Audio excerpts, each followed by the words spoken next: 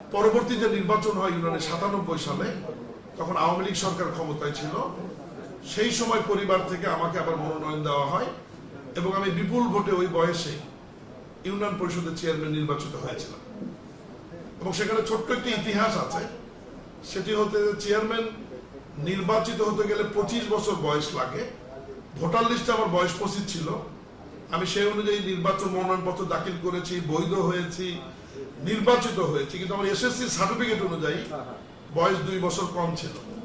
পরে আমার প্রতিদ্বন্দ্বী প্রার্থী সেখানে ট্রাইব্যুনালে মামলা করে এবং টানা 4 বছর সেই মামলাটি পরিচালিত হবার পর সুপ্রিম কোর্টে আমার এই সিদ্ধান্তের ব্যাপারে ডিএলআর একটা সিদ্ধান্ত আছে। পরে আমার নির্বাচনটি বাতিল হয়ে যায়। আমি 5.5 বছর পর আমার চেয়ারম্যানশিপ কিন্তু চলে যায়, নির্বাচন ভয়েড হয়ে যায়। স্বাভাবিক, কারণ ওই সময় এসএসসি সার্টিফিকেটটা ছিল জন্ম মানে তারিখের হচ্ছে সবচাইতে বিশ্বাসযোগ্য এবং অথেন্টিক হচ্ছে প্রত্যয়ন। যদিও আমার বাবা এফিডেভিট করে দিয়েছিল, বিভিন্ন ফরম্যালিটি আমরা মেনটেন করেছি, কিন্তু সুপ্রিম কোর্ট শেষে বললো যে না, এই সময় এসএসসি সার্টিফিকেটের বয়সটাই হচ্ছে গ্রহণযোগ্য হবে, আমরা ভোটার লিস্ট বা অন্য কিছু হবে না। এইটা আমার রাজনীতিটা শুরু। এরপর আমি উপজেলা বিএনপির সাংগঠনিক সম্পাদক ছিলাম, নির্বাচিত। এরপরে 2002 সালে যখন নবগঠিত শিখগঞ্জ পৌরসভা হয়, পৌরসভার বিএনপিকে গোছানোর জন্য আমাকে সেখানে কনভেনরের দায়িত্ব দেওয়া হয়। আমি আহ্বায়ক ছিলাম শিখগঞ্জ পৌরসভা। এরপরের কাউন্সিলে আমি শিখগঞ্জ উপজেলা বিএনপির একদম প্রত্যক্ষ ভোটে বিএনপির তৎকালীন সিনিয়র যুগ্ম মহাসচিব বর্তমান প্রধানমন্ত্রী জনাব তারেক রহমান বগুড়া মডেল তৈরি করলেন ব্যালটের মাধ্যমে, ভোটের মাধ্যমে কমিটি গঠনে। সেই সময় একদম ব্যালটের মাধ্যমে 650 কাউন্সিলরের মধ্যে আমি প্রায় 570 জন কাউন্সিলরের ভোটে সাধারণ সম্পাদক নির্বাচিত হয়েছিলাম শিখগঞ্জ উপজেলা বিএনপি। এরপরে মন্ত্রী শপথ নেওয়ার আগ পর্যন্ত আমি উপজেলা বিএনপি সভাপতির দায়িত্ব পালন করেছি। টানা 20 বছরে 111-এর সময় আমার বিরুদ্ধে মামলা ছিল 13টি এবং পরবর্তী সময়ে মামলা ছিল 17টি। এবং আমি বিএনপির অন্যান্য নেতাদের সাথেও সৌভাগ্যবান যে 2বার জেলে যাওয়ার সৌভাগ্য আমার হয়েছে এবং 2বার আমি জেলেও খেটেছি, বহুদিন পালিয়ে থেকেছি। এবং আমার যে পরিবার, আমার পরিবারটি 2002 সাল থেকে ঢাকাতে বসবাস করে এবং ঢাকাতেও আমার কিছু ব্যবসা আছে এবং পারিবারিকভাবে আমার 2 সন্তান ঢাকাতেই পড়াশোনা করেছে, ঢাকাতেই বড় হয়েছে এবং উচ্চতর ডিগ্রির জন্য তারা 2 জনে লন্ডন গিয়েছিল। বড়টি মাস্টার্স করে ফিরে এসে আমার ব্যবসার দায়িত্ব নিয়েছে, এমবিএ করে এসে। ছোটটি এলএলবি শেষ করেছে, এখন ব্যারিস্টার অ্যাট ল করার জন্য লন্ডনে আমার ছুটিতে আসে, আবার ফিরে যাবে। আমার মেয়েরও জন্ম ঢাকাতে, সে ঢাকাতেই পড়াশোনা করে, বিআইএসসি তে ক্যান্টনমেন্ট স্কুলে ক্লাস 7-এ পড়ে। দ্বিতীয় বিষয় যেটা রাজনৈতিক হচ্ছে, এর বাহিরেও আমি বগুড়া জেলা বিএনপির অনেক গুরুত্বপূর্ণ পদে দায়িত্ব পালন করেছি। আমি জেলা বিএনপির দপ্তর সম্পাদক ছিলাম, আমি জেলা বিএনপির কোষাধ্যক্ষের দায়িত্ব পালন করেছি, আমি জেলা বিএনপির সাংগঠনিক সম্পাদকের দায়িত্ব পালন করেছি দীর্ঘ 13 বছর।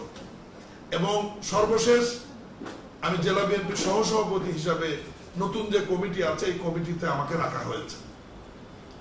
আপনাদের এমনি সদয় অবগতির জন্য জানান যে আমি মন্ত্রী হিসেবে শপথ নেওয়ার 7 দিনের মাথায় উপজেলা বিএনপির সভাপতির পদ থেকে আমি পদত্যাগ করেছি, যাতে সংগঠনের কাজের কোনো ব্যত্যয় না ঘটে। এবং সিনিয়র সহসভাপতি এস.এম. তাজুল ইসলামকে সেখানে উপজেলা বিএনপির ভারপ্রাপ্ত সভাপতির দায়িত্ব দেওয়া হয়েছে। আমি কিন্তু বর্তমানে উপজেলা বিএনপির কেউ না, সিম্পল একজন সদস্য। আর জেলা বিএনপির সহসভাপতি আছি, যেহেতু রাজনৈতিক কারণে সহসভাপতিত্ব খুব একটা গুরুত্ব বা কাজ নেই, সেই কারণে সেই দায়িত্বটি পালন করেছি। আমি আমার জীবন দশায় 2009 সালে আওয়ামী লীগের সময় আমি বিপুল ভোটে উপজেলা পরিষদের চেয়ারম্যান নির্বাচিত হয়েছি। আমি বিদ্রোহী প্রার্থী বলবো না, ওই নির্বাচনে বিএনপি আমাকে মনোনয়ন দেয়নি। আমি স্বতন্ত্র থেকে বিএনপির প্রার্থী, জামাতের প্রার্থী, আওয়ামী লীগের প্রার্থী, জাতীয় পার্টির প্রার্থী 4টি প্রার্থীকে পরাজিত করে প্রায় 60,000 ভোটের ব্যবধানে আমি উপজেলা চেয়ারম্যান নির্বাচিত হয়েছিলাম। 2009 থেকে 14 পর্যন্ত আমি শিখগঞ্জ উপজেলা চেয়ারম্যানের দায়িত্ব সফলতার সহিত পালন করেছি এবং ওর সময় পাশাপাশি আমি উপজেলা বিএনপি সাধারণ সম্পাদকের দায়িত্ব আমি পালন করেছি এবং এই দল করতে গিয়ে ওই সময় আমি বহিষ্কার হয়েছে, যেহেতু দলের সিদ্ধান্তের বাইরে আমি নির্বাচন করেছি। পরবর্তীতে উপজেলা চেয়ারম্যান নির্বাচিত হওয়ার পর আমাকে আবার দলের স্বপদে বহাল করা হয়েছিল। এটা দলের তো চলমান প্রক্রিয়া, স্বাভাবিক কারণে দলের বাইরে গিয়ে আপনি যদি কোনো সিদ্ধান্ত নেন দল তো আপনার বিরুদ্ধে ব্যবস্থা নিবেই। আমার পারিবারিকভাবে আমরা বুনিয়াদী ব্যবসায়ী। আমার বাবা অনেক বড় ব্যবসায়ী ছিলেন এবং আমার বাবার দাদা মীর মহাতাব আলী উনি জমিদার ছিলেন এবং আমাদের পরিবার মীর পরিবার, শিখগঞ্জের আলোচিত পরিবার, সবাই আমাদেরকে এক নামে চেনে। শিখগঞ্জ উপজেলায় গিয়ে যে কাউকে জিজ্ঞাসা করলেই বলবে যে মীর বাড়ি কোন দিকে, সবাই বলে দেবে যে ওই জায়গায় গেলে আপনি পাবেন। দ্বিতীয়ত হচ্ছে যে আমার উপজেলাটা কিন্তু একটা ঐতিহাসিক ঐতিহ্য উপজেলা। আপনাদের সদয় অবগতির জন্য জানাই, ব্রিটিশ বিরোধী আন্দোলনের প্রথম শহীদ ক্ষুদিরামের সাথে যে শহীদ হয়েছিল, শহীদ প্রফুল্ল চাকির জন্মস্থান আমার উপজেলা বিহারে। পাকিস্তান আমলের বাংলাদেশের প্রথম প্রধানমন্ত্রী মোহাম্মদ আলী, যার নামে বগুড়াতে একটি হসপিটাল রয়েছে, নবাব বাড়ি রয়েছে, নবাব মোহাম্মদ আলীর গ্রামের বাড়ি আমার শিখগঞ্জ উপজেলা। আমার শিখগঞ্জ উপজেলায় ঐতিহাসিক দুটি জায়গা রয়েছে। 2200 বছর আগেকার ঐতিহাসিক ইউনিভার্সিটি ছিল ভাসু বিহার, বৌদ্ধ বিহার যেটি। এরপর আমার উপজেলায় মহাস্থানগড় অবস্থিত, যেটি প্রত্নতাত্ত্বিক নিদর্শন, যার ইতিহাস 2000, 2200, 2500, 3000 বছর আগেকার সমৃদ্ধ একটি ইতিহাস। উত্তরাঞ্চলের সবচাইতে বড় মাজার হযরত শাহ সুলতান বলকি রহমতুল্লাহের মাজার হচ্ছে আমাদের মহাস্থানগড়েও অবস্থিত, যেখানে একটা অনেক সুন্দর মসজিদ আছে, যেখানে জুম্মার নামাজ আদায় করে কমপক্ষে 15,000 মানুষ প্রত্যেক জুম্মায় কমপক্ষে। এইরকম একটি জায়গায় আমার রাজনীতি করা, বেড়ে ওঠা, ছাত্রদল, বিএনপি, সেখান থেকে এই পর্যায়ে আসা। আমি সব কিছুর জন্যই মহান আল্লাহর কাছে শুকরিয়া আদায় করি, আমার পরিবারের কাছে, দলের নেতা কর্মীদের কাছে এবং শিখগঞ্জের মানুষের কাছে। আমি আপনাদেরকে একটা জিনিস জানাই, মহান আল্লাহর ইচ্ছায় শিখগঞ্জে আমি আমার জীবনে আমি যতগুলো নির্বাচন করেছি, আল্লাহর রহমতে কোনো নির্বাচনে আমার পরাজয় রেকর্ড নেই। আমি ছাত্র দলের সাধারণ সম্পাদক নির্বাচিত, উপজেলা বিএনপি সাংগঠনিক সম্পাদক ব্যালটে নির্বাচিত, সাধারণ সম্পাদক হিসেবে নির্বাচিত, ইউনিয়ন পরিষদের চেয়ারম্যান নির্বাচিত, উপজেলা চেয়ারম্যান নির্বাচিত এবং সর্বশেষ যে সংসদ সদস্য নির্বাচন করেছি, এখানেও আমি প্রায় 65,000 ভোটের ব্যবধানে আমি এখানে নির্বাচিত হয়েছি। আল্লাহর রহমতে আমার জীবনে যত নির্বাচন করেছি কোন নির্বাচনে পরাজয়ের গ্লানি আমার নাই। এর মধ্যে গত বিএনপির সময় 2001 থেকে 6 পর্যন্ত আমি বিএফটিসির পরিচালক হিসেবে দায়িত্ব পালন করেছি। আমার চেয়ারম্যান ছিলেন তৈমুর সাহেব, সেই সময় বিএফটিসিতে বাংলাদেশ সড়ক পরিবহন কর্পোরেশনের পরিচালক হিসেবেও আমি দায়িত্ব পালন করেছি এবং বিএফটিসিতে দায়িত্ব পালন, উপজেলা চেয়ারম্যানশিপ দায়িত্ব পালন, স্বাভাবিক কারণেই প্রশাসন সম্বন্ধে আমার একটি সম্যক ধারণা আছে এবং প্রশাসন মোটামুটি আল্লাহর রহমতে আমি বুঝি যে কার কি দায়িত্ব, কে কি কাজ করে, ফাইল নোট কিভাবে হয় এবং কোন কাজটি কিভাবে করতে হয়, এ ব্যাপারে আমার একটা সম্যক ধারণা আছে। আমার জন্ম এবং বেড়ে ওঠা শিখগঞ্জ উপজেলা পরিষদের একদম কাছে সাথে লাগানো, স্টাফ কোয়ার্টারের সাথে আমার বাসা। আমি একদম ছোটবেলা থেকে পড়াশোনা করেছি ইউনোদের সন্তানদের সাথে, অফিসারদের সন্তানদের সাথে, বড় হয়েছি তাদের সাথে। ফলে প্রশাসন সম্বন্ধে, তাদের বাড়িতে ওঠা বসা, নানান কারণে প্রশাসনের প্রতি আমার একটা দুর্বলতা আছে এবং তাদের সঙ্গে আমার অনেক কিছু জানাশোনার সুযোগ হয়েছে ছোটবেলা থেকে।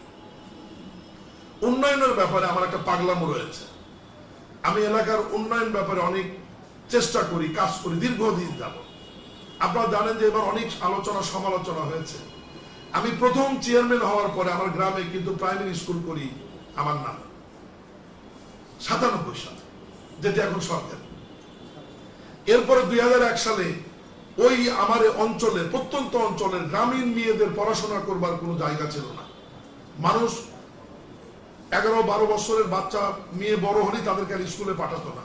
সেই উপলব্ধিকে কাজে লাগিয়ে আমার নিজের সম্পত্তির উপর আমি প্রথম স্থাপন করি মীর শাহ আলম বালিকা বিদ্যালয়, যেটি প্রতিষ্ঠার পর থেকে এখন পর্যন্ত শত শত মেয়েদের সেখানে শিক্ষা হচ্ছে এবং পরিপাটি ভাবে, এবং তাদেরকে প্রত্যেক বছর গরিব ছাত্রীদের ফ্রি বই দেওয়া, ফ্রি পোশাক দেওয়া এবং সুন্দরভাবে যারা স্কুলে আসতে পারে যেতে পারে সেই ব্যবস্থা করা। 2003 সালে কারিগরি শিক্ষাকে মাথায় রেখে আমি মীর শাহ আলম কারিগরি স্কুল এবং কলেজ প্রতিষ্ঠা করি। এরপরে আমার নামে ওখানে কৃষি এবং মৎস্য কলেজ রয়েছে, আমার নামে মাদ্রাসা রয়েছে, আমার নামে ভেটেরিনারি স্কুল রয়েছে। এরপরে মোগামতলা নতুন উপজেলায় আমার নামে নতুন একটি কলেজ রয়েছে, আমার নামে শিখবনে কিচকে আরেকটি কলেজ রয়েছে। এই প্রতিষ্ঠানগুলি আমি 2097 থেকে 2023 সাল পর্যন্ত নিজের সম্পত্তি, পৈতৃক সম্পত্তি দিয়ে, কোথাও সম্পত্তি ক্রয় করে, নিজের অর্থ দিয়ে ঘর বাড়ি তৈরি করে দিয়ে আস্তে আস্তে এই প্রতিষ্ঠানগুলি আমি দাঁড় করিয়েছি। এর মধ্যে অধিকাংশ প্রতিষ্ঠানই আমি বিএনপি করবার কারণে এনপিও ভুক্ত। টিকে গ্রুপের চাল যেগুলো মার্কেটে আপনারা দেখেন, পুষ্টি চাল, টিকে গ্রুপের সাথে ব্যবসা আমার 15 বছরের। আমার ওখান থেকে চাল এসে পুষ্টি ব্র্যান্ডের যে চাল মার্কেটে দেখেন, এটা কিন্তু আমার তৈরি ব্যবসা প্রতিষ্ঠানের চাল। টিকে গ্রুপ, পুষ্টি গ্রুপ, প্রাণ, এই সমস্ত কর্পোরেট গ্রুপের সঙ্গে ব্যবসা আমার 10, 15, 20 বছরের বিজনেস। তাদের সাথে আমি খাদ্য রিলেটেড বিজনেস করে আসছি। এরপরে ময়দার মিল আমার, অটো রাইস মিল, যদিও আমি কিছুদিন আগে ফেব্রুয়ারি মাসে আমি বিক্রি করে দিয়েছি। আমি নতুন প্রকল্প যাব, রাইস বা অয়েল বা নতুন কিছু পরিকল্পনা আমার আছে পরিবারের ব্যবসায়িক ইয়ে থেকে, এই কারণে আমি ওটা ছেড়ে দিয়েছি কিছুদিন আগে। এরপরে আমার ফিলিং স্টেশন রয়েছে আমার উপজেলাতে, অনেক পুরাতন ব্যবসা, এটা আমার তেলের ব্যবসা। এলপিজি স্টেশন সহ আমার 4টি ফিলিং স্টেশন রয়েছে। আমার প্রায় 100 বিঘার উপর কৃষি খামার রয়েছে, যেখানে আমার জানেন যে আমার উপজেলায় বাংলাদেশের মধ্যে মশলা গবেষণা কেন্দ্রের হেড অফিস। সেখান থেকে আমি সহযোগিতা নিয়ে আমি কৃষি খামারে আদা, হলুদ উৎপাদন করি। আমার উপজেলায় কৃষি উদ্বুদ্ধ একটি উপজেলা, যেখান থেকে কৃষি সারপ্লাস থাকে এবং বাংলাদেশের অর্থনীতিতে আমরা প্রত্যেক বছর আমার উপজেলায় কৃষিতে আমরা 700 কোটি টাকার অবদান রাখি। এবং আমাদের ওখানে যে ধান, চাল এবং বিভিন্ন রকমের সবজি হয়, সব দেশের বাইরে এবং দেশে আমরা প্রত্যেক দিন ওখান থেকে পাঠাই। যেমন আপনারা জানেন, মহাস্থান হাট একটা গুরুত্বপূর্ণ হাট। মোকামতলার নাম আপনারা অনেকেই শুনেছেন। আমার উপজেলার কলা হচ্ছে বিখ্যাত কলা, আলু আমার অঞ্চলের হচ্ছে বিখ্যাত আলু। এই আলু, কলা এবং ভ্যারাইটিস সবজি প্রত্যেক দিন শত শত ট্রাক আমাদের মহাস্থানগড়, আমার উপজেলার মোকামতলা থেকে কাউরন বাজার সহ বাংলাদেশের বিভিন্ন জায়গায় যায়। এবং 5-7 বছর আগে আমি শিখগঞ্জের কিছু ব্যবসায়ী উদ্যোক্তাদের মাধ্যমে আপনাদের জানিয়ে রাখি, সীমিত আকারে ফুলকপি, পাতাকপি এবং আলু আমরা একটা প্রসেস সেন্টার করে দিয়েছি। সেখান থেকে মালয়েশিয়া, দুবাই সহ পৃথিবীর বিভিন্ন দেশে রপ্তানি হচ্ছে। আমি এখন নতুন করে চেষ্টা করছি যে কৃষি বিভাগের মাধ্যমে একটি হিমাগার এবং প্রসেসিং সেন্টার তৈরি করে যাতে এই সমস্ত শস্য এবং সবজি দেশের বাইরে সাধারণ মানুষ রপ্তানি করতে পারে। আপনারা জানেন, বগুড়া জেলার সবচাইতে বড় উপজেলা ছিল আমার। একটি উপজেলা, একটি নির্বাচনী এলাকা। এই উপজেলার মানুষের দীর্ঘদিনের দাবি ছিল যে মোকামতলা একটি আলাদা উপজেলা করবা। আমি এমপি এবং মন্ত্রীর দায়িত্ব নেওয়ার 1 মাসের মাথায় মাননীয় প্রধানমন্ত্রীর বরাবরে ডিও দিয়ে 2 মাসের মাথায় বাংলাদেশের প্রথম যে 5টি উপজেলা হয়, মির্জা ফখরুল ইসলাম আলমগীর মাননীয় মহাসচিবের ওখানে 2টি, কক্সবাজারে 1টি, লক্ষ্মীপুরে 1টি এবং আমার নির্বাচনে 1টি নতুন উপজেলা হয় মোকামতলা উপজেলা। এই উপজেলাটা আজ হোক কাল হোক কেউ না কেউ করতই। আমার ইচ্ছা ছিল যে আমার সময় যদি হয় তাহলে ইতিহাসের পাতায় আমার নামটি লেখা থাকবে যে আমার সময় শিখগঞ্জ ভেঙে নতুন একটি উপজেলা হয়েছে, এবং এই ইতিহাসের সাক্ষী হওয়ার কারণেই নতুন উপজেলা করা। আমার উপজেলায় নতুন কিছু ইউনিয়ন ছিল, যেগুলো অনেক বড় বড় ইউনিয়ন, যে ইউনিয়নগুলোকে বিভক্ত করার প্রয়োজন ছিল, সেই ইউনিয়নগুলোকে আমরা বিভক্ত করেছি। আমি নতুন 4টি ইউনিয়ন তৈরি করেছি। ইউনিয়নের নামকরণ নিয়ে হয়তো অনেক প্রশ্ন ছিল, অনেক আলোচনা সমালোচনা হয়েছে। পরে মাননীয় প্রধানমন্ত্রীর সঙ্গে কথা বলে মাননীয় প্রধানমন্ত্রীর অনুশাসন অনুযায়ী 3টি ইউনিয়নের নাম পরিবর্তন করে নতুন করে আবার ওই এলাকার জনগণ যেভাবে চাইছে সেভাবে নামকরণের ব্যবস্থা হয়েছে। এলাকায় উন্নয়ন নিয়ে নানান ধরনের কথা হয়। দীর্ঘদিন বগুড়া জেলায় উন্নয়ন বঞ্চিত ছিল। কি কারণে আপনারা জানেন? স্বাভাবিক কারণেই বগুড়ার নাম শুনলে মানুষ বিরক্ত হত। যে শহীদ রাষ্ট্রপতি জিয়াউর রহমানের বাড়ি বগুড়া, বেগম খালেদা জিয়া যেখান থেকে বারবার নির্বাচিত হয়েছেন, শ্রদ্ধেয় নেত্রী, আমাদের শ্রদ্ধেয় নেতা মাননীয় প্রধানমন্ত্রী জনাব তারেক রহমানের বাড়ি বগুড়া। স্বাভাবিক কারণেই 111 সরকার থেকে শুরু করে আমাদের সরকার আসার আগ পর্যন্ত বগুড়ার কিন্তু কোনো উন্নয়ন হয়নি। রাস্তাঘাট, ব্রিজ, কালভার্টের অবস্থা খুবই খারাপ। বগুড়ার মানুষের কোনো চাকরি হয়নি, যারা চাকরি করত তাদের কোনো ভালো পদায়ন হয়নি। স্বাভাবিক কারণেই আমরা বগুড়াকে কোনো উদাহরণ তৈরি করতে চাই না। বগুড়ার যে সমস্ত উন্নয়ন ঘাটতি ছিল এগুলো পূরণ করবার জন্য আমি বগুড়ার মন্ত্রী হিসাবে একটু দৌড়াদৌড়ি করেছি, চেষ্টা করেছি। এটা তো স্বাভাবিক যে আমি কোথাও গেলে বললে আমাদের কাজটা হবে। যেমন বগুড়া বিশ্ববিদ্যালয়টা পরিত্যক্ত অবস্থায় পড়েছিল, সেই বিশ্ববিদ্যালয়টি আমরা নতুন ভাবে একটি বহুমাত্রিক বিশ্ববিদ্যালয় রূপ দেওয়ার জন্য নতুন করে আইন আমরা এনেছি এবং গত কয়েকদিন আগে পার্লামেন্টে উপস্থাপিত হয়েছে। নাম ছিল আগে বগুড়া বিজ্ঞান ও প্রযুক্তি বিশ্ববিদ্যালয়, এখন সেটা বগুড়া বিশ্ববিদ্যালয় হিসাবে। এবং এই বিশ্ববিদ্যালয়ের মধ্যে আপনার কৃষি প্রকৌশল এবং চিকিৎসা অনুষদ মাননীয় প্রধানমন্ত্রীর অনুশাসন অনুযায়ী দেয়া আছে, যাতে বগুড়াতে আলাদাভাবে কৃষি বিশ্ববিদ্যালয় এবং প্রকৌশল বিশ্ববিদ্যালয় করার প্রয়োজন না হয়, একই ক্যাম্পাসের মধ্যেই যাতে এটা থাকে। বগুড়া বিমানবন্দর অনেক পুরাতন, এটি পাকিস্তান আমলে হয়েছে। শহীদ রাষ্ট্রপতি জিয়াউর রহমান সময় উনি চেষ্টা করেছেন, গত বিএনপির সময় চেষ্টা করা হয়েছিল। এই উত্তর অঞ্চলে কোনো আন্তর্জাতিক মানের বিমানবন্দর নাই। এখন বগুড়া বিমানবন্দরকে আন্তর্জাতিক মানের বিমানবন্দরে রূপান্তরিত করা হচ্ছে এবং ওই বিমানবন্দরের মধ্যেই উত্তর অঞ্চলের প্রথম বিমান বাহিনীর বিমান ঘাঁটি ইতিমধ্যে অনুমোদিত হয়েছে এবং বাংলাদেশ বিমান বাহিনীর বহরে নতুন যে যুদ্ধ বিমানগুলি আসবে সেটি ওই বগুড়ার এয়ারপোর্টের সাথেই বিমান ঘাঁটির বহরে সংযুক্ত হবে। এবং গতকাল মাননীয় প্রধানমন্ত্রী সংসদে তার প্রশ্ন উত্তরে বলেছেন যে আমরা যে ড্রোনের যে ইন্ডাস্ট্রি হবে তুর্কির সাথে যে জয়েন্ট ভেঞ্চারে, এটার ফ্যাক্টরি বা ইন্ডাস্ট্রিও বগুড়া ওই বিমান ঘাঁটির সাথেই হবে। একটা আশ্চর্যজনক বিষয় দেখেন, বগুড়া আমাদের একটি আন্তর্জাতিক মানের স্টেডিয়াম আছে, শহীদ চান্দু ক্রিকেট স্টেডিয়াম, যেটি বিএনপির সময় তৈরি হয়েছিল এবং ওই সময় অনেক আন্তর্জাতিক মানের খেলাও সেখানে হয়েছিল। কিন্তু 2006 সালের পরে ওখানে কোনো আন্তর্জাতিক এবং জাতীয় মানের খেলা হয়নি এবং লাইট টাইট থেকে শুরু করে যা যা ছিল সব ওখান থেকে খুলে নিয়ে আসা হয়েছিল। নতুন করে সেটা আমরা আবার রিপেয়ার করে মেরামত করে সংস্কার করে আবার আন্তর্জাতিক মানের করা হয়েছে এবং সেখানে আন্তর্জাতিক মানের জাতীয় খেলা কয়েকটি হয়েছে, আন্তর্জাতিক মানের কয়েকটি খেলার জন্য প্রস্তুতি চলছে। উত্তরাঞ্চল মানুষের দীর্ঘদিনের একটি দাবি ছিল যে সিরাজগঞ্জ থেকে বগুড়া পর্যন্ত রেলপথটি সংযোগ, এই সংযোগটি না থাকবার কারণে বগুড়া সহ উত্তরাঞ্চলের মানুষকে এই ঈশ্বরদী হয়ে সান্তার হয়ে আমাদের উত্তরাঞ্চলে যেতে হয়। সিরাজগঞ্জ থেকে বগুড়া পর্যন্ত মাত্র 72 কিলোমিটার রেলপথটি সংযোগের কার্যক্রম শুরু হয়েছে, অলরেডি ডিপিপি পাস হয়েছে, জমি অধিগ্রহণ শেষ। এটা হবার কারণে আমাদের 122 কিলোমিটার রাস্তা উত্তর অঞ্চলের রেলপথের জন্য আমাদের সাশ্রয় হবে, 122 কোটি রাস্তার প্রয়োজন হবে না। বগুড়ার মতো একটি গুরুত্বপূর্ণ জায়গা, যে জেলার উপর দিয়ে 11টি জেলার মানুষ চলাফেরা করে, 11টি জেলার পণ্যবাহী ট্রাক, যাত্রীবাহী গাড়ি এবং সাধারণ মানুষ বগুড়া শহরের উপর দিয়ে যাওয়া আসা করে, অথচ বগুড়ার মতো জায়গায় কোনো ফুটবল স্টেডিয়াম নাই, এখনো নাই। এটা যদি বলে যে বগুড়া একটা আন্তর্জাতিক মানের ফুটবল স্টেডিয়াম চাই, এটা কি আমাদের জন্য খুব অপরাধ হবে? অবশ্যই অপরাধ হবে না। অনেক গুরুত্বপূর্ণ শহর সিটি কর্পোরেশন আছে, বগুড়া আমরা সিটি কর্পোরেশন করেছি। বগুড়া যদি মেট্রোপলিটন পুলিশ হয়, বগুড়া যদি উন্নয়ন কর্তৃপক্ষ হয়, এটা বগুড়াবাসীর জন্য তো খুব একটা অপরাধ হবে না। কারণ বগুড়াবাসী যতবার সুযোগ পেয়েছে ততবার ধানের শীষে ভোট দিয়ে তারা বারবার নির্বাচিত করেছে। এটা বগুড়াবাসীর সমস্ত প্রাণের দাবি, বগুড়ার উন্নয়ন। এসব নিয়েই আমি কাজ করছি বা এখনো করছি। এই কারণেই করছি কারণ একসময় মাননীয় প্রধানমন্ত্রী জনাব তারেক রহমান বগুড়ার বিষয়গুলো দেখভাল করতেন 2001 থেকে 6 পর্যন্ত। বর্তমান সময় স্বাভাবিক কারণেই উনি সারা দেশের প্রধানমন্ত্রী এবং উনি বগুড়ার বক্তৃতায়ও বলেছেন যে আমরা অন্য জেলার সঙ্গে বগুড়াকে তুলনা বা বৈষম্য করব না, আমরা সমান তালে সব জেলার উন্নয়ন হবে। ওই বিষয়টাই আমরা মাথায় রেখেই বগুড়ার যেটুকু নিট, ঠিক যেটুকু প্রয়োজন, এর অতিরিক্ত যেন কোনো কিছু না হয় সেইটুকু নিয়ে আমরা বগুড়া জেলার আমি সহ আমরা বাকি 6 এমপি যারা রয়েছে আমরা তারা কাজ করছি।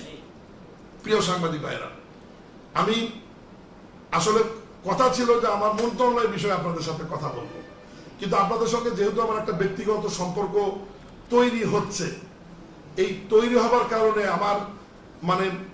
আমার বিষয়ে আপনাদেরকে কোনো কিছু জানানোর প্রয়োজন আমি মনে করেছি বলে আমি অপ্রাসঙ্গিক বা প্রাসঙ্গিক কিছু বিষয় বা ব্যক্তিগত বা পারিবারিক কিছু বিষয় কিন্তু আপনাদের সামনে আমি উপস্থাপন করেছি বা নিয়ে এসেছি। এটা ঠিক যে জাতীয় রাজনীতিতে আমার কোনো পোস্ট পদবি ছিল না, কিন্তু জাতীয় রাজনীতিতে আমি অনেক কাজ করেছি, আমার কাজ করার সৌভাগ্য হয়েছে। আমার মন্ত্রী মির্জা ফখরুল ইসলাম স্যারের সঙ্গে আমি কাজ করেছি, রিজভী আহমেদের সাথে আমি বহুবার কাজ করেছি, এবং জাতীয় রাজনীতিতে আমি প্রকাশ্যে হোক অপ্রকাশ্যে হোক আমার বহু ভূমিকা ছিল, যেহেতু আমি ঢাকা শহরেই বসবাস করতাম, ঢাকা শহরেই পরিবার সহ আমার বসবাস। এবং আজকে কয়েকদিন আগে একটা পত্রিকায় দেখলাম, আমি ওই প্রসঙ্গে যেতে চাই না, একটা খুব গুরুত্বপূর্ণ ইয়াতে হাইড করে কিছু নিউজ করা হয়। এগুলো আসলে হয় কি, আমাদেরকে আমরা হেয় প্রতিপন্ন মাঝে মাঝে হলে খুব একটা খারাপ লাগে না, কারণ রাজনীতি করি তো, সবাই আমাদেরকে খুশি করবে তা না, কখনো গালি দেবে, কখনো ভালো বলবে, কিন্তু আমাদের সম্বন্ধে নেগেটিভ কিছু গেলে এটা পরিবার নিতে পারে না, আত্মীয় স্বজনের কাছে এটা খারাপ লাগে। কারণ এই যে হাতটা আজকে সুন্দর হাত দেখছেন, এই হাতে আমার হ্যান্ডকাপ লাগানো হয়েছে না, হ্যান্ডকাপ লাগিয়ে আমি জেলে গেছি না, জেলে গিয়ে কি আমাদের আরামে রাখা হয়েছিল? আমি উপজেলা চেয়ারম্যান হিসেবে আবেদন করেছিলাম যে আমাকে মেডিকেলে রাখা হোক, আমি অসুস্থ, মেডিকেলে তো রাখা দূরের কথা, সবচাইতে যে আপনার ব্যারাকের মধ্যে পকেটম্যান, চোর, নিশাখোররা ছিল, সেই ব্যারাকে আমাকে রাখা হয়েছিল এবং সর্বোচ্চ নজরদারির মধ্যে রাখা হয়েছিল।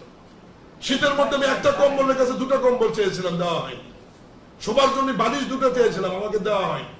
পার্সোনালি জেল সুপার এবং জেলাররা আমাদেরকে নির্যাতনের মানে মানসিক এবং শারীরিক ভাবে আমাদেরকে ওখানে খাবার সাবার বিভিন্ন বিষয় নিয়ে আমাদেরকে জেলখানার মধ্যে নির্যাতন করা হয়েছে। আমি অপ্রাসঙ্গিক আরেকটি কথা বলি, এই যে দেখুন আজকে আমাদের সন্তানরা কিছু করলে এটা আপনারা বিভিন্ন ভাবে সমালোচিত হয়, যে আমির খসরু মাহমুদ চৌধুরী সাহেবের ছেলে কেন ক্রিকেট বোর্ডে, সালাউদ্দিন সাহেবের ছেলে কেন ক্রিকেট বোর্ডে, বা মির্জা ফখরুল ইসলাম সাহেবের ভাই কেন ক্রিকেট বোর্ডে। আমার নিজেরও সন্তান ক্রিকেট বোর্ডে বিনা প্রতিদ্বন্দ্বিতায় নির্বাচিত হয়ে এসেছিল। যখন সমালোচনা শুরু হয়েছে, আমার সন্তান আমার উপর খুবই মন খারাপ করেছে। আমি তাকে ডেকে বুঝে বলেছি, বাবা এটা নিয়ে নানান কথা হবে, তোমার ব্যবসা বাণিজ্য এখন অনেক দেখতে হবে, তুমি দয়া করে পদত্যাগ করো। যেদিন বোর্ড নির্বাচিত হয়েছে, ফার্স্ট বোর্ড মিটিং করেছে, পরের দিনে আমার কথা মতো গিয়ে আমার ছেলে ক্রিকেট বোর্ড থেকে পদত্যাগ করেছে। এই নিউজটা আপনারা কেউ হাইলাইট করেন না, যে একজন মন্ত্রী নির্বাচিত তার সন্তানকে ক্রিকেট বোর্ড থেকে সরে নিয়ে আসছে। এখন আমি এই প্রসঙ্গ যে কারণে তুললাম, বিগত 17 বছর কিন্তু আমাদের ছেলেরা কিছু করতে পারে, নিগৃহীত ছিল, তারাও মামলার আসামি ছিল, তারাও নির্যাতিত ছিল। বিএনপির এমপি মন্ত্রীদের সন্তানরা দেখা হলেই বলতো যে বিএনপির অমুক মন্ত্রীর সন্তান, অমুক মন্ত্রীর ভাই, ঠিকাদারি করতে পারবে না, চাকরি করতে পারবে না, ব্যবসা করতে পারবে না। কিন্তু এখন আমরা আসার পরে যদি আমাদের সন্তানদের যোগ্যতা অনুযায়ী তারা যদি কোনো সামাজিক ক্রিয়া সংগঠনে বা ব্যবসাতে যদি তারা কমপ্লেক্ট অফ ইন্টারেস্টের বাইরে যদি কিছু করে, আমার মনে হয় যে এই ব্যাপারগুলোতে আপনাদের সহযোগিতা করা উচিত। আমাদের সন্তানরা বিরোধী দলের থাকার সময় সরকারের রোষানলে পড়বে, আবার ক্ষমতায় আসবার পরে সমালোচকদের রোষানলে পড়বে, তাহলে এরা উচ্চ শিক্ষিত হয়ে উচ্চ শিক্ষা গ্রহণ করে তাহলে এরা রাজনৈতিক ভাবে ব্যবসায়িক ভাবে এরা মেধার বিকাশটা তাহলে ঘটাবে কোথায়, এরা সমাজে অবদানটা রাখবে কিভাবে? এই বিষয়গুলো মনে হয় আপনাদের নোটিশে আনা দরকার। আরেকটা বিষয় দেখেন, আমার নির্বাচনী হলফনামা, এটা আপনি এখনই ক্লিক করলে পাবেন, এটা তো গোপনীয়তা না, এটা নির্বাচন কমিশনের সার্ভারে দেওয়া আছে, যে কেউ এটা বের করতে পারবে। ওখানে আমার সম্পদ কি, আমার সন্তান কয়টা, আমার মামলা কত ছিল, আমার ব্যবসা কি কি, আমার ট্যাক্স কত পে করি, আমার মূলধন কত, আমার ব্যাংক ঋণ কত, আমার সম্পদ কত, পুরোপুরি আমার হলফনামাতে আমি দিয়েছি না? তাহলে সমস্ত হলফনামাকে আপনি হাইড করে একটা চিহ্নকে গোল চিহ্ন দিয়ে যদি বলেন যে আমি প্রতিমন্ত্রী হওয়ার পর আমার সম্পদের পরিমাণ 8 গুণ বেড়েছে, তখন কিন্তু কষ্ট লাগে। আপনি ওখানে সম্পত্তি দেখালেন 31 শতক, কিন্তু আমার হলফনামাতে তো সম্পত্তি দেওয়া আছে 1835 শতক। তার কোথায় 1835 শতক আর আপনি হাইলাইট করলেন 31 শতক? হ্যাঁ, আমার উপজেলায় আমি মন্ত্রী হওয়ার পরে সম্পত্তি কেনা হয়েছে, এটা আমি অস্বীকার করছি না। আমার কোম্পানির নামে সম্পত্তি আমার সন্তান কিনেছে, নতুন ইন্ডাস্ট্রি করার জন্য সম্পত্তি কেনার প্রয়োজন হলে সম্পত্তি কিনবে না? অবশ্যই কিনবে, কিন্তু সেটার আয়ের উৎসটা কি সেটা আপনারা দেখেন, সেটা তদন্ত করুক। ট্যাক্স অফিস আছে, তারা দেখবে যে সেটা বৈধ না অবৈধ। ব্যক্তি নামে তো কোনো সম্পত্তি কেনা হয়নি। রূপসী রাইস এবং পুষ্টি মিলের নামে, ফাউন্ডেশনের নামে সম্পত্তি কেনা হচ্ছে, বিকজ সেখানে আমরা নতুন ইন্ডাস্ট্রি করব, নতুন ব্যবসা করব। টাকার উৎস কি? যদি নগদে বলি, টাকার উৎস আমি যে 42 কোটি টাকা দিয়ে একটা অটো রাইস মিল বিক্রি করলাম, এখানে তো নগদ টাকার উৎস তো এখানেই বের হয়ে আসবে। আমি অন্য জায়গায় নাই গেলাম, আমার অন্য অন্য ব্যবসাগুলো নয় আমি বাদই দিলাম। এই যে আমার 12-13টি ব্যবসা, এগুলো নয় আমি বাদই দিলাম। এই বিষয়গুলো আমি আপনাদেরকে অনুরোধ করবো, নট অনলি আমি না, সমাজের যে কোনো ব্যক্তিকে হেয় প্রতিপন্ন করার আগে একটু তার ব্যাপারে বিস্তারিত শুনে জেনে তাকে একটু হেয় প্রতিপন্ন। ঠিক আছে, আমরা হয়তো আপনাদের মতো এত, মানে ঠিক আপনাদের কথা বলছি না, সরি, সমাজের অন্যান্য রাজনীতিবিদের মতো এত গুরুত্বপূর্ণ নেতা আমি না। জাতীয় রাজনীতিতে আমার কোনো পদ পদবি ছিল না, আমি তৃণমূল থেকে উঠে এসেছি, কিন্তু আমরা কাজ তো শুরু করেছি। আমাদের কাজ করবার যোগ্যতা আছে কিনা এটা তো কিছুদিন আপনাদেরকে দেখতে হবে। আমি শুরুতেই যদি আমাকে ধাক্কা মারা হয়, শুরুতেই যদি আমাকে টার্গেট করা হয়, তাহলে তো আমার যেটুকু মেধা মহান আল্লাহ আমাকে দিয়েছে, আপনাদের চাইতে কম অথবা বেশি বা সমান, এইটুকু মেধার বিকাশ তো আমি রাষ্ট্রীয় কাজে বা আমার মন্ত্রণালয়ে আমি তো দেখাতে পারবো না। এইটুকু সুযোগ তো আমাকে করে দিতে হবে কাজ করার। প্রিয় সাংবাদিক ভাইরা, আমি আমার মন্ত্রণালয়ে কাজ করছি, খুব স্বাচ্ছন্দ্য বোধ করি, কারণ আমার সৌভাগ্য যে আমার মন্ত্রণালয়ের মন্ত্রী দলের মহাসচিব, উনি দলের দ্বিতীয় সর্বোচ্চ ব্যক্তি, আমার পরম শ্রদ্ধেয় মির্জা ফখরুল ইসলাম আলমগীর। এবং শ্রদ্ধেয় স্যার কোনো গুরুত্বপূর্ণ সিদ্ধান্ত, আমি ওনার বয়স অনেক ছোট, নবীন হিসাবে উনি আমাকে ছাড়া কোনো সিদ্ধান্ত নেন না।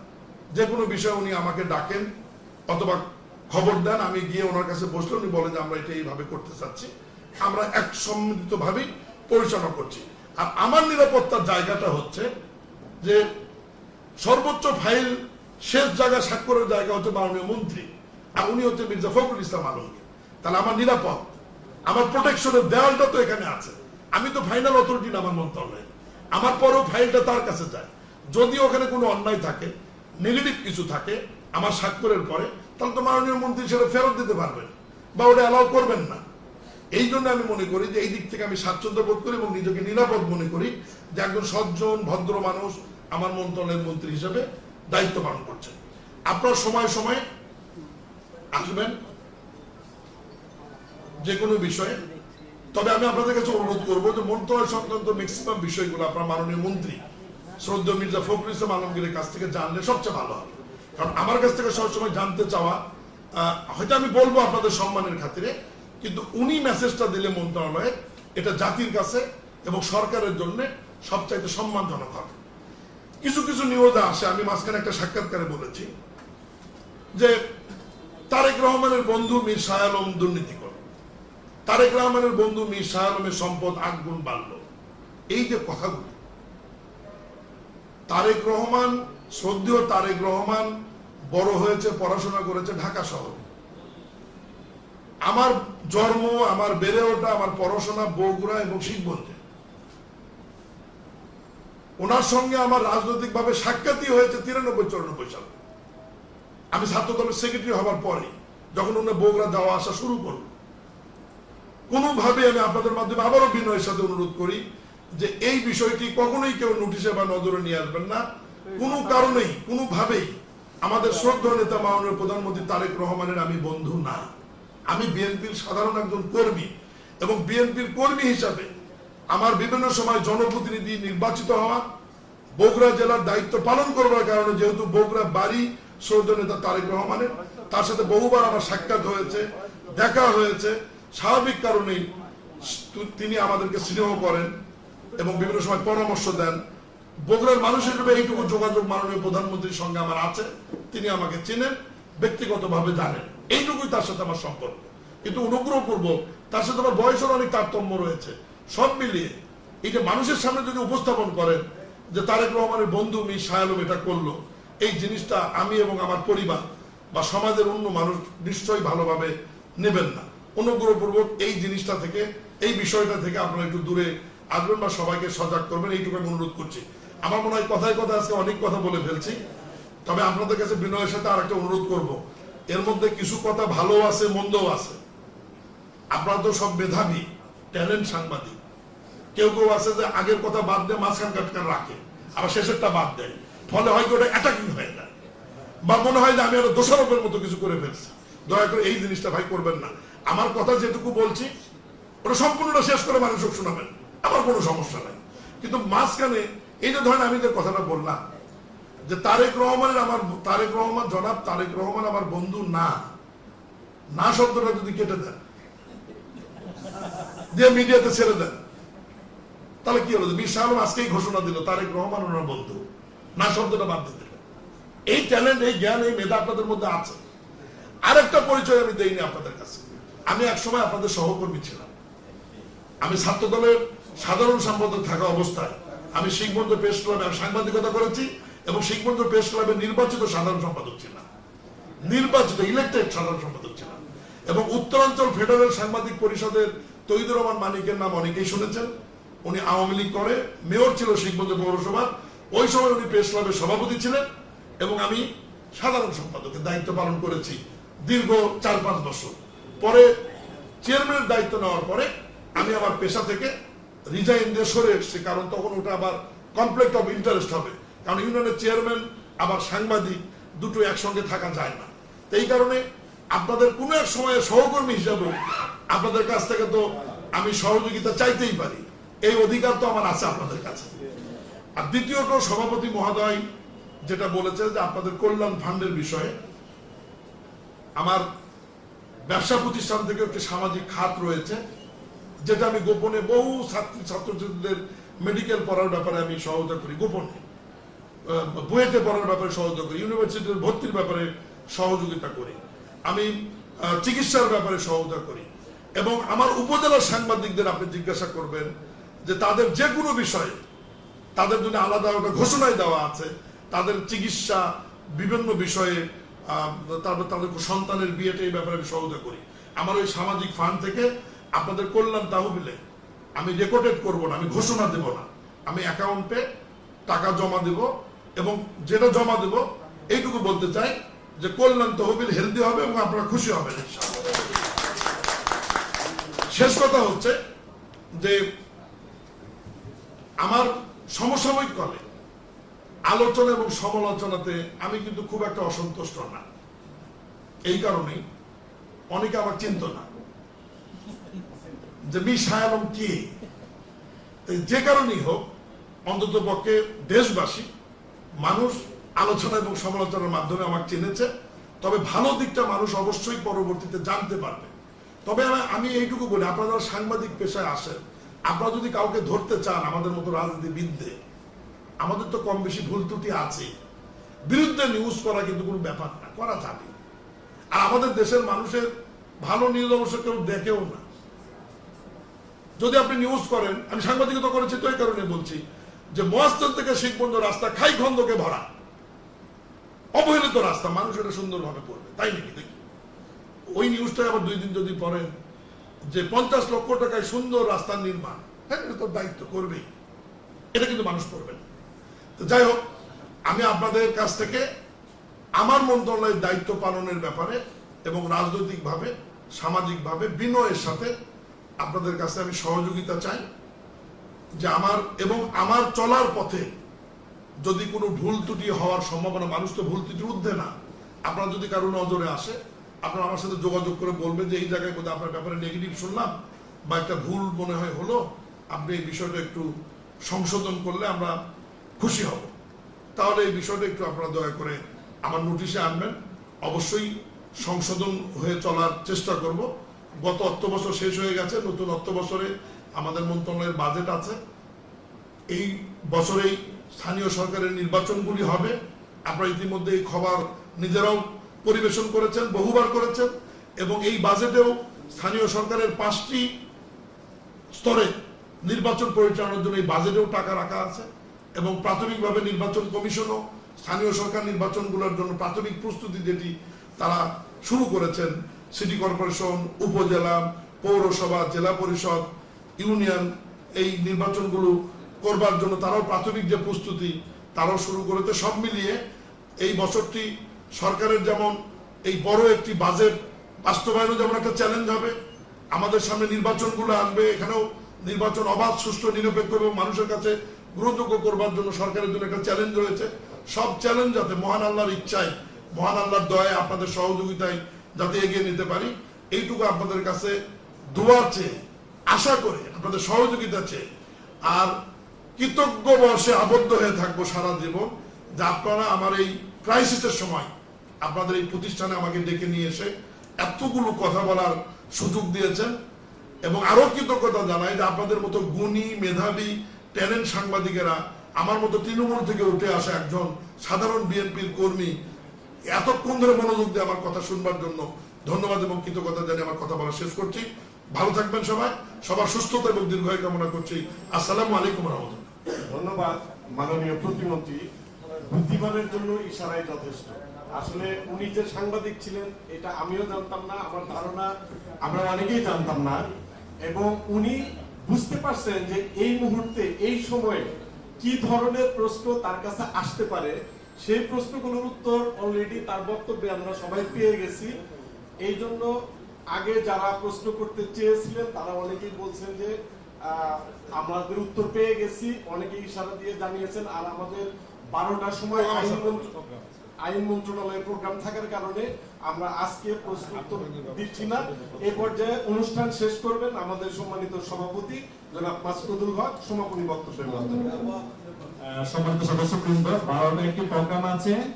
আসলেই আজকে আমাদের মিডিয়া ফ্রেন্ড হিসাবে আমরা যারা প্রতিমন্ত্রীকে এতদিন দেখেছেন বলছেন ওনাকে সবাই চিনেন, ওনার বক্তব্য একেবারে খোলামেলা ওনার কথা বলেছেন, তো সেখানে আর কোনো কিছু থাকে না। আপনারা ডিটেইলস জেনেছেন। আমরা আশা করব আজকের এই প্রোগ্রামটি ছিল কিন্তু আমরা হোস্ট, আপনাদের কাছে অনুরোধ থাকবে, আমরা দেশকে ভালোবাসি, দেশের সহযোগিতা আমরা কাজ করি, আমরা সবসময় সবকিছু করব, চোখে যা দেখবো তাই করব।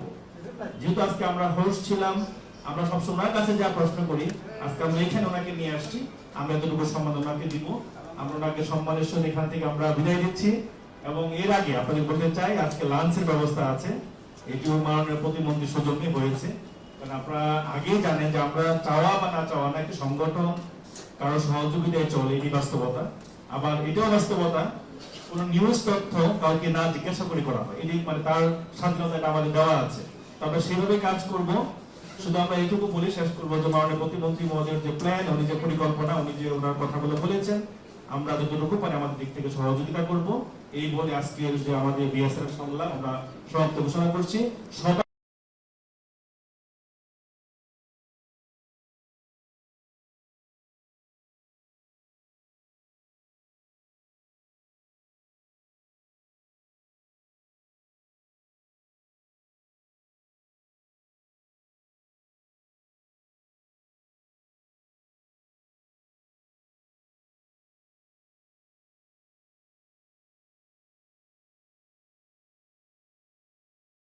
আমি তুলে ধরবো আরেকটা বিষয়। দেখেন অপসাংবাদিকতাটা কি রকমের হয়, আমি আপনাদের প্রতি শ্রদ্ধা রাখাই বলছি। শিখবন্ধু হেলিপ্যাড, ভাই হেলিপ্যাড তো 460টা উপজেলায় আছে। এটা হোসাইন মামা এরশাদ সাহেব করেছিলেন ত্রাণ সামগ্রী নিয়ে যাওয়ার জন্য এমার্জেন্সিতে বন্যার সময়।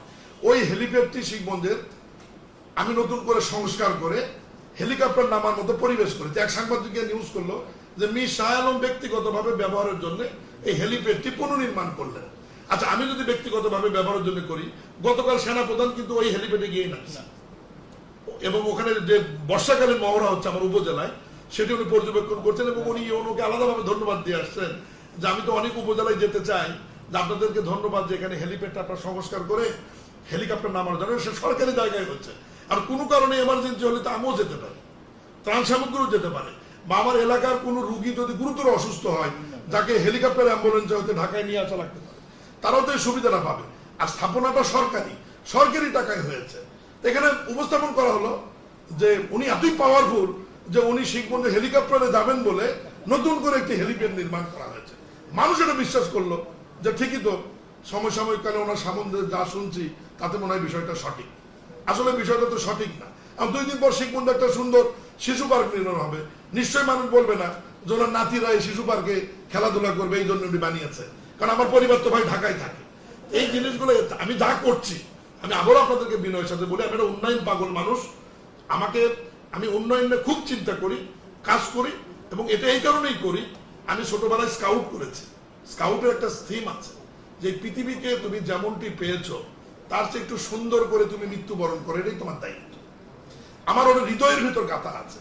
আমি আমার উপজেলা দুটিকে যেমন পেয়েছি তার চাইতে একটু ভালো করে রেখে গেলে অন্তত মানুষ কিছুদিন আমার কথা মনে রাখবে যে এই ভদ্রলোকটি জনপ্রতিনিধি ছিল। তার সময় আমাদের হেলিপ্যাড হয়েছে, অডিটোরিয়াম হল হয়েছে, শিশু পার্ক হয়েছে, নতুন 4টি ইউনিয়ন হয়েছে, একটি উপজেলা হয়েছে, রাস্তাঘাট হয়েছে, কিছু মসজিদ হয়েছে, মন্দির হয়েছে। এটাই মানুষের হৃদয়ের মধ্যে রেখে দেওয়ার জন্য। আর আমার আরো শিক্ষা প্রতিষ্ঠান করার আগ্রহ ছিল। যেভাবে এবার আমি অ্যাটাক হয়েছি, আমি নিয়োগ করেছি যে আমার যে 12টা পুরাতন ছিল এগুলো আমি ডেভেলপ করবো। আপাতত আমি আর এগুলোর মধ্যে যাবো না, তাদের সমালোচনা। সবাই ধন্যবাদ, ভালো থাকবো। আসসালামু আলাইকুম।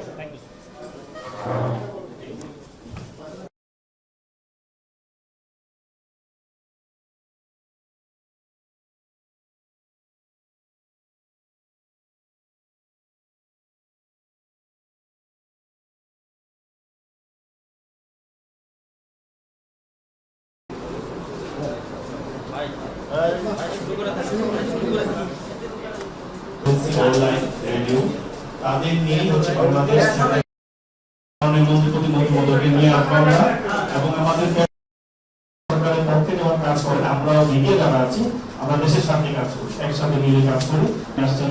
সেই জন্য সরকারের পক্ষ থেকে আমরা কৃতজ্ঞতা প্রকাশ করছি। সংক্ষিপ্ত আকারে বাংলাদেশ জাতীয়তাবাদী দল বিএনপি একজন রাজনীতিবিদ, আপনারা সবাই তাকে চিনেন। তিনি বগুড়া 2 আসন থেকে শিবগঞ্জে বেড়ে ওঠেন এবং তিনি প্রয়াত বীর মুজাফফর রহমান মোসাম্মদ। রাজনৈতিক জীবনে ওনাদের ধারাবাহিকভাবে এখানে আসছেন। ওনার চাচাও ছিলেন ওনার দায়িত্বশীল চাচা।